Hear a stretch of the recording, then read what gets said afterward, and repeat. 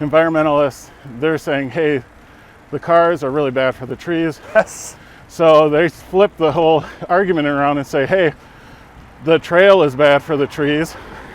So let's leave leave everything the way it is. It really is as simple as that. Yeah. Like, oh, you want to be woke at me about the environment? Right. Well, no, it's your bikes that kill the trees. Yeah.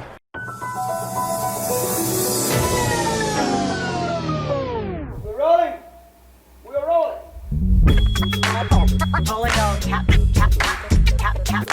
This is a real thing. Real thing. None of you have the balls to stop this. Stop this. I've got plenty of time. I have nothing else going on today. We're in the Wedge neighborhood right now.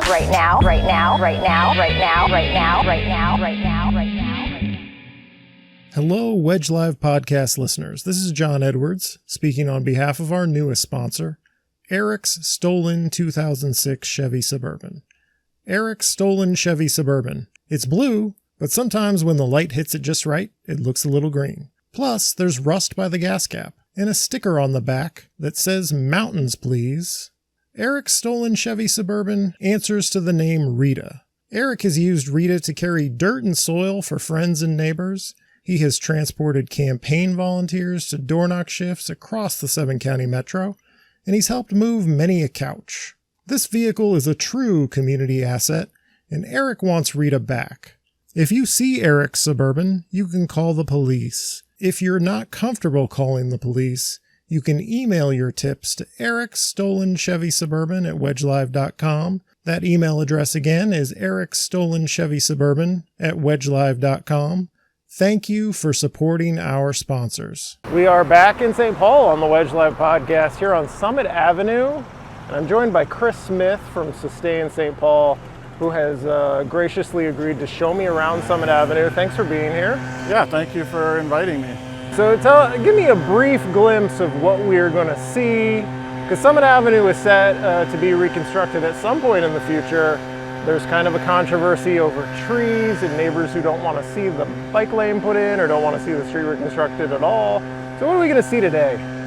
Well, you're going to definitely see a street that needs to be repaired. It's really crumbling, and at this point the city is realizing that they can't put off the reconstruction of the street any longer. It's been over 100 years now since they've done any kind of real infrastructure work. They need to replace the water main, the sewer, electrical, plumbing, all that leading up to the houses. And on top of that, hey, let's throw a bike lane in there. It has occurred to me, because you made me ride Summit to get to you, that there's plenty of space for everything that's going to be included. We have a traffic lane for cars, we have a parking lane, and we have a bike lane, and so it's a matter of reorganizing that. I can't understand how it threatens any trees at all, the bike lane. Yeah, you'll see that where the cars are parked right now on the street, that's where the bike trail is going to go in, and then where the bike trail is, that is where the cars are going to be parked in the future. So in a way, it'll slow down traffic as well. You'll notice how fast the cars are moving because there's so much space. But when there's cars parked along the street, they're going to be more concerned about, hey, I don't want to hit this car that's parked along the street. But right now, the way it is, they got so much space because of the painted bike lane, and then you have cars that are parked, so they're far away from cars that are driving down the street. So people tend to drive faster just because there's more space there, and that would automatically slow down the cars. So, it's not like, let's take out part of the boulevard to put in the bike trail. I would like to see actually the sidewalks to be widened, just because you'll probably notice also that people have to walk around each other if they're, walking on the sidewalk. So make it just more walkable, bike friendly all around. You ready to get started? Yeah. Okay, let's go.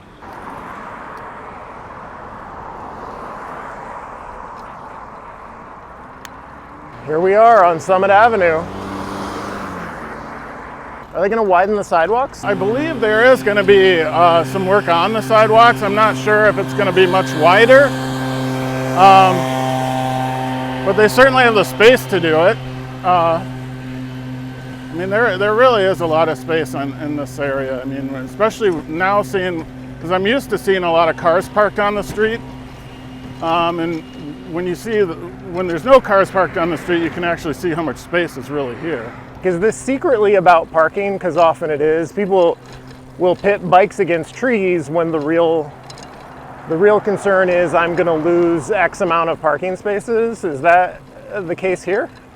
Okay, so this, my view is really kind of like this is more of a culture war from the standpoint that when someone says, okay, I want to protect all the trees, and if you look at their front lawn and they got like 1, maybe 2 trees, is it really about the trees? And at this point, I think, for the last, 2, almost 3 years now, there's been people explaining how this could benefit people, this reconstruction could benefit people in this neighborhood. And the reason why I bring up a culture war, because I feel like, well, this might be somebody thinking that, well, I'd be willing to deal with the issues that come up, say if the sewer were to back up, then have somebody happy about a bike trail.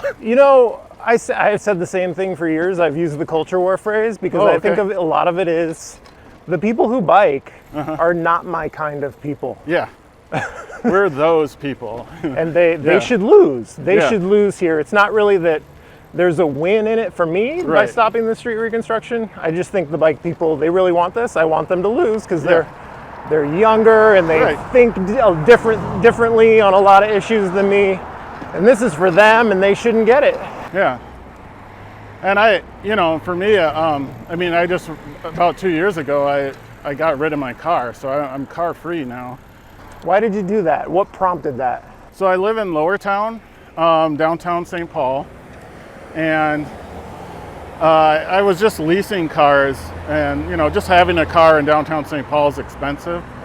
And so I just started thinking more about taking public transit and also just biking around. And so of course now I'm really focused on it's my own self-interest, but focusing on bike infrastructure. But everyone benefits, and I'll just say with Summit, it's really about the location of Summit that is the reason why I think this is such an important project. It's a east-west route that really, it's the length of the city, and you could easily connect north and south routes to Summit. So, because the way it is right now, it's a kind of a roundabout way to get anywhere. So I work along Raymond and University, but I take the Como Trail most of the way over there. So I'm adding about 2.5 miles to my commute to bike. Right. It's a more direct route anywhere, and Summit's the perfect street for that. When did you get political about transportation? Was it when you went car free, or have you always been that way? So I was always kind of a political person. I'm an organizer. Yeah. I'd say living in downtown St. Paul, driver's mentality is really different. So like when the way they drive is different than they would say in a residential neighborhood. And unfortunately, the times that I tried to bike just around downtown, it just seemed really dangerous, and I could see why people don't bike in downtown. But there was an instance where I was on Wakuta Street. It's basically when you get off of I-94, or no, 494, you can take the 6th Street exit. So cars are moving pretty fast off of the highway. And I was getting up to 5th and Wakuta, and the light turned yellow, so I slowed down and stopped. Well, this SUV behind me, they just laid on their horn. And I turned around and the guy's just yelling and screaming at me. And I just thought, first off, you shouldn't even be driving that fast. And second, you know, this is where I live. You know, this is my neighborhood. You're like treating, I mean, he obviously didn't know that, but it's just one of those things where it's like, why should I have to put up with that? Especially since I'm just choosing to bike around downtown. That's when I started getting involved, but also definitely with Sustain Saint Paul, get involved with the work they're doing, and eventually became a board member. Well, I appreciate the work you do with Sustain Saint Paul. And so I look at the trees, I love the trees here. I love the look of Summit Avenue aside from having to ride it Yeah. like this. But do you get offended when people are like, you want to take down all these trees for your silly little bike lane? As if you don't want the trees. Right. As if anyone wants these trees to come down. And I don't see any reason why they would need to put in a bike lane.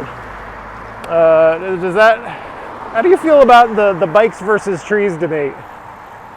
Well, I mean, the other thing about that is, I mean, this looks nice, but you'll notice, I mean, if you really pay attention to the trees in the center, you know, on the boulevard here, there's a lot of trees that have been cut down. And I just keep thinking, like, having cars, you know, especially at high speeds, driving through here so it's loud, and then it's not good for the trees. I mean, using the argument of we're going to keep the street the way it is to save the trees. No, that's and that brings me back to the culture war thing, because it's like in culture wars, the opposition will always try to steal steal the argument that their opposition is doing or saying. So, you know, you have urbanists and, you know, people that, environmentalists, they're saying, hey, the cars are really bad for the trees. Yes. So they flip the whole argument around and say, hey, the trail is bad for the trees. So let's leave leave everything the way it is. It really is as simple as that. Yeah. Like, oh, you want to be woke at me about the environment? Right. Well, no, it's your bikes that kill the trees. Yeah.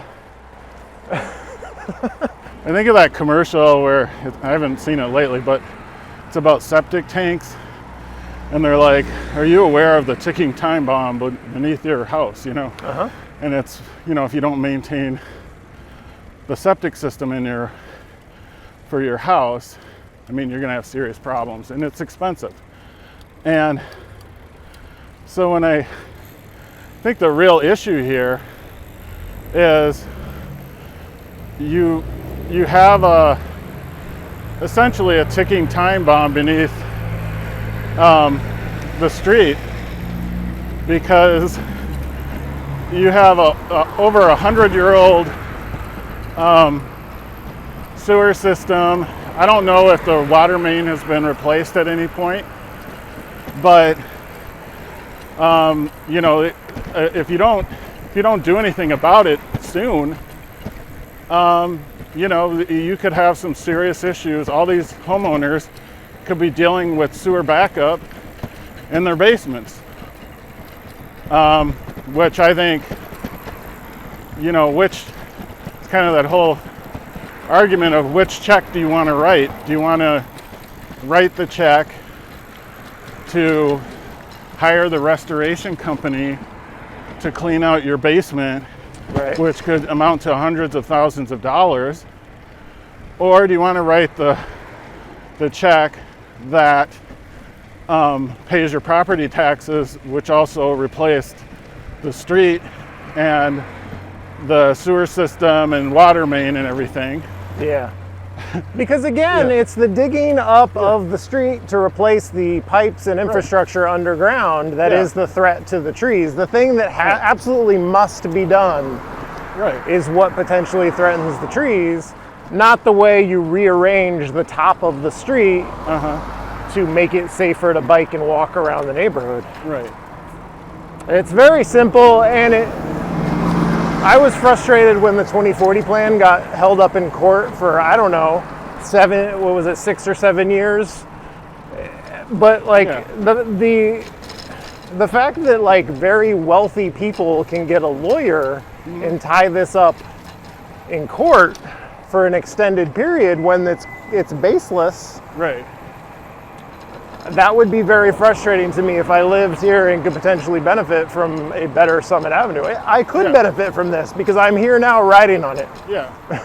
But I think, the city, because there was a report about this meeting at the church with SOS. They're talking about, well, who thinks it's time to replace, Mayor Carter? And I just keep thinking like, well, Mayor Carter acknowledged that previous administrations haven't done anything about this, and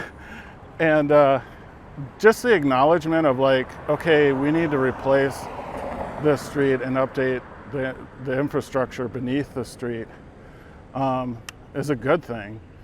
And I think overall, again, you point out that somebody is spending money to sue the city to slow everything down, but I don't know, like if I lived in this neighborhood and found out, especially if the sewer backed up, I would definitely be angry at that neighbor for slowing this process down too. So Are you worried that if this lawsuit happens, I don't know, it could have a chilling effect. It's like, don't mess with those people.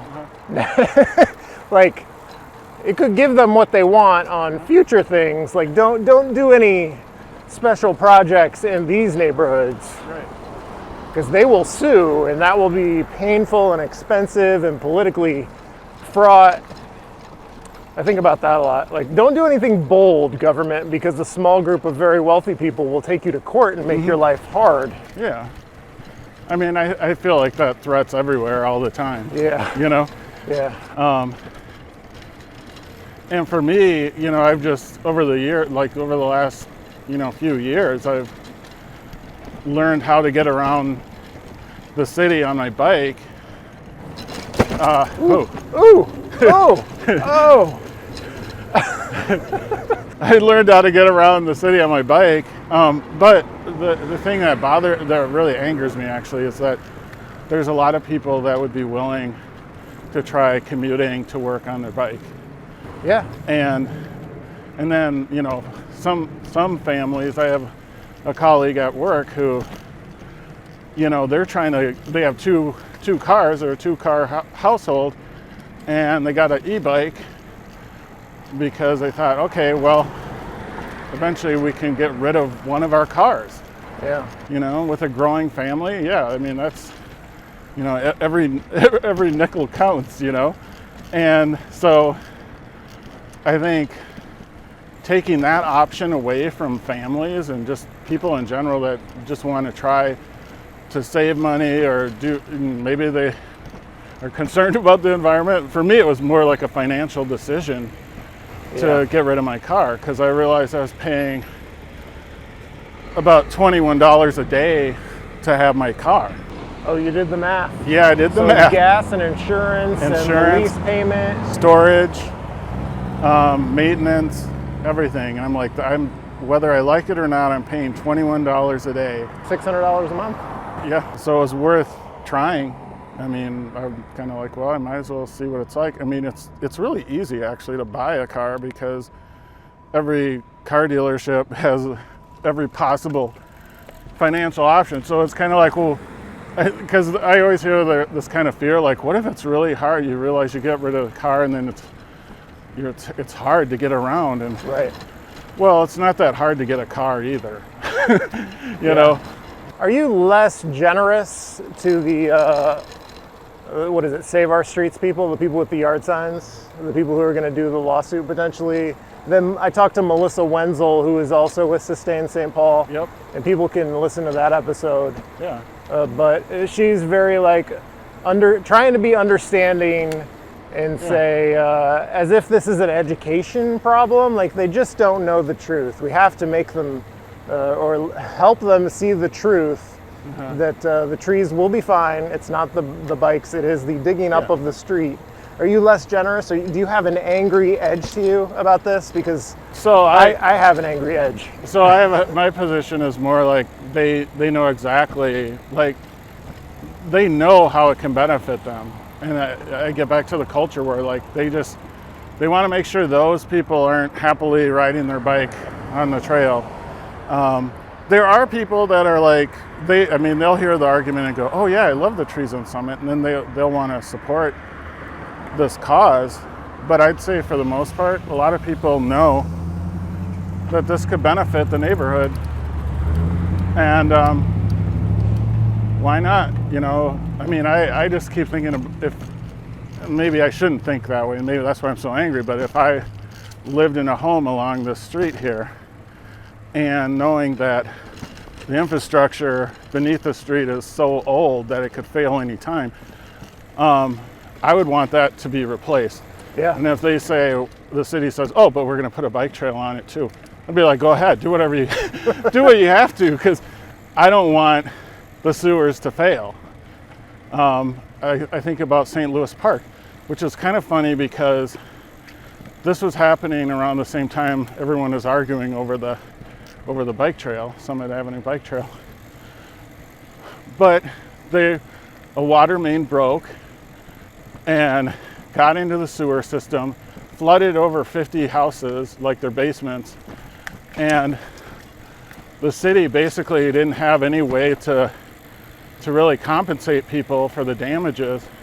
I often think there was heavy opposition to like Bryan Avenue, Hennepin Avenue, and I think, does anyone feel that way now that Bryan Avenue is down and so much better than the way it was before? Like, do you see the light?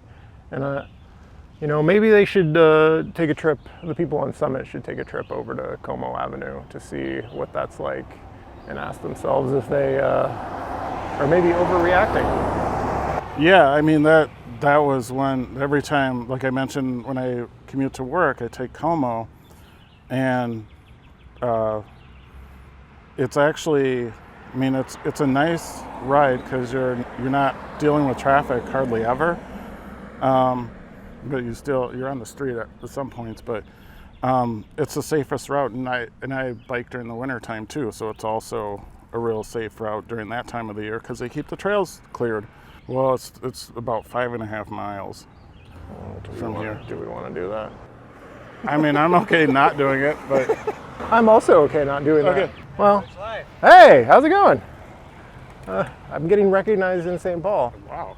Well, we had a whole second half of this segment planned, but it's so hot. Yeah. Summit Avenue was so brutal that I think we're going to call it quits. Maybe, can we bike this trail a little bit? Yeah. Let's take a safe. We risked our lives long enough. Yeah. Oh yes. Well, we finished up on Summit Avenue, and now we're on the Mississippi River Trail here. Yeah, the Mississippi Boulevard. So this is what I was thinking about, how Summit connects to this trail. That makes it you can connect to Minneapolis. So there's so much potential with it. What's the prognosis here? Are we just waiting for them to sue? Is this like is the potential to reconstruct the street coming up in the next few years? Is it a long-term prospect? So I was trying to find out like the funding, like who's going to ultimately pay for this. And I keep hearing how there's going to be some federal dollars, state dollars, city dollars, which gets me back to, hey, everybody should have a say in this, versus just the people in the neighborhood. Yes. So, and I'm sure the neighbors wouldn't like it if the city just did an assessment saying, well, since you guys, you know, the only ones that use this street, you'll pay for everything, you know, Right. which would never happen. But, you know, how much of it are they going to be willing to pay? Chris Smith of Sustain St. Paul, thank you for biking with me Yeah, on thanks Summit for having me. Avenue. It was nice to meet you. Nice to meet you. Nice to hear a little bit of your story. I mean, I've been living in downtown St. Paul for going on 12 years now. When I moved there, I thought, well, if I don't like it, I can just move because I rent. And 12 years later, still here. That's about how long I've been in the Wedge, Oh, cool. and I'm still there. Yeah. Well, this is the Wedge Live podcast. I'm your host, John Edwards. Thank you to Chris Smith. Thank you for listening.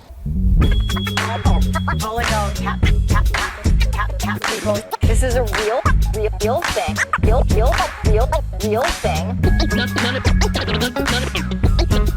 None of you have the balls to stop this. Stop this.